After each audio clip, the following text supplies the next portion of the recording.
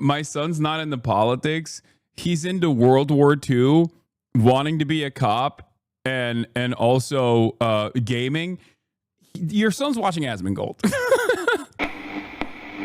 Here's Jake Tapper revealing something about his son that I find really interesting. It just is just like everything I know about sons of this age demographic.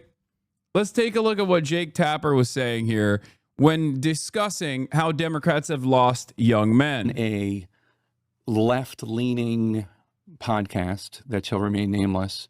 And we were talking about my kids because I think they were both people without kids. And they asked me about my son, and I said he was, he's a football player and he wants to be a policeman. And their joke was about my 15-year-old son. Oh, how does he feel about minorities? Like the idea that he wants to be a policeman. He's not talking about fucking Chapo. It's probably like Pod Save America or something. Jake Tapper would never go on Chapo. That's really funny. He's racist, my son. And that was the big laugh. Also, I hate that this guy is the fucking like dog whisperer of young men, Scott Galloway or whatever, Scott Gallagher. And he has like weird ass takes on this stuff too. Okay.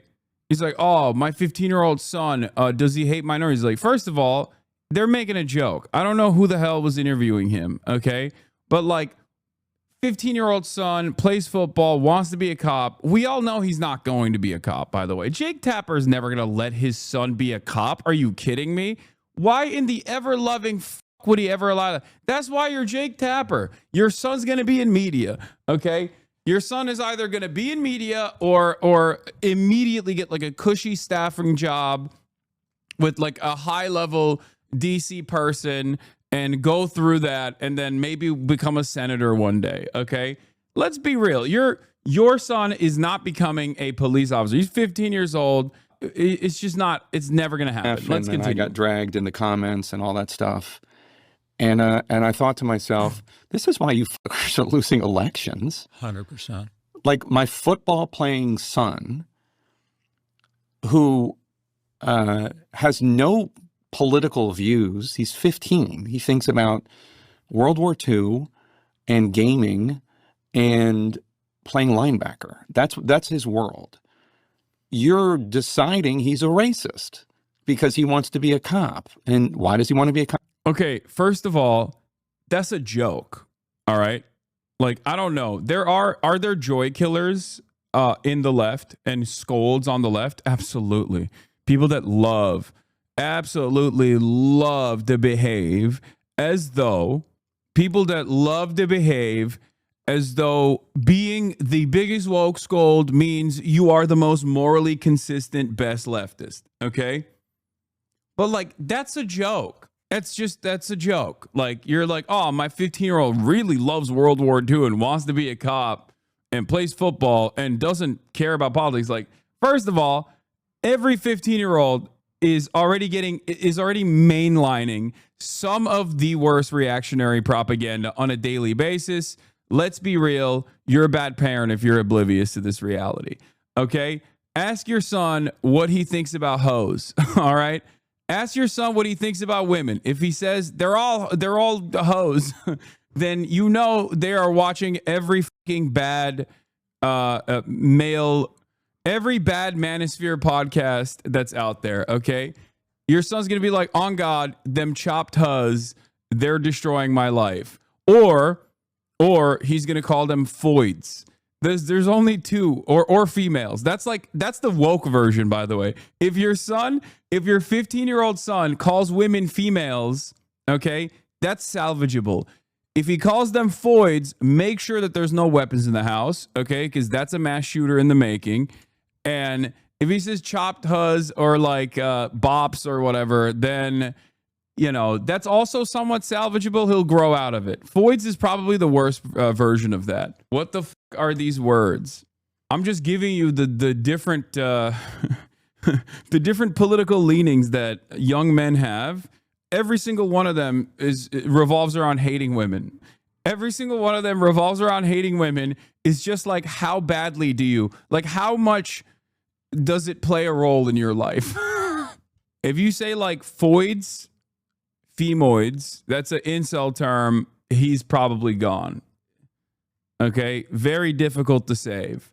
Like we're talking Hitler Youth. All right, we're talking. This person is like has deep resentment built in against women in general. If they're saying like chopped huz or chuz or huz in general, like that's just someone trying to be cool. Like that's salvageable to a certain degree. It's still misogynistic, but like, or like fine shit. That's another one. Like this is AAVE baked into the collective consciousness of Generation Alpha and young Zoomers, mostly off of TikTok. Okay, Hasan, please, I'm 32. I don't know what the fuck you're talking about. I don't know why every old person loses their goddamn mind when I'm giving you a brief introduction to, like, you know, Gen Alpha and young Zoomers. I'm telling you what the fuck the terminology is. Okay. I'm giving you the terminology. Do you want to know about it, or do you want to fucking act like Jake Tapper and be like, oh yeah, my son is apolitical? Shut the fuck up. Shut up and listen. Yes, 30 is old, because guess what? Guess what? Back in the day when people were dying before they made it to 18 on a regular basis, okay, 30 was old. Then there was a brief period where 30 wasn't old, okay? For like the last 50, 60 years, 30 wasn't considered old. But now that like people can present themselves as full human beings online at the age of 12, 30 is old again, okay? Especially because 12-year-olds are extremely online, so they dominate discourse. It sucks, but yes, when 12-year-olds online can present themselves as full developed persons when they're clearly not, okay? All of a sudden, 30 is old again. That's how it is, okay? Just the reality. Sorry. You know, get with the Skibbity program, okay? Skibbity Riz, Ohio Phantom Tax. That's it. Yeah. When someone says, my son's not into politics, he's into World War II, wanting to be a cop, and also gaming, your son's watching Asmongold. Okay? Your son is watching Asmongold for sure. But he plays football, so he probably doesn't watch Asmongold. He probably watches Andrew Tate, which, again, adjusted to how terrifying the situation is, adjusted to how bad things are, I think, I guess like Aiden Ross might be preferable, like salvageable, because like that's a thing that they encountered because it was the cool thing to do. You know what I mean? Because that's what young boys care about, being cool and being and fitting in. And if that's like the domineering force in your age demographic, then you might have found yourself in the throes of this kind of politics, specifically because you thought it was cool or because all of your friends were doing it, and therefore you could probably get out of it. What's really funny about this stuff, by the way, is that a lot of people on TikTok apparently have been yelling at me because I said, we gotta figure out a way to like reach young men. They're angry and resentful. And a lot of people instantly went back to their stupid, like, liberal instincts of being like, no, we should continue vilifying men across the board unconditionally. It's like, okay, well, then good luck. You know what I mean?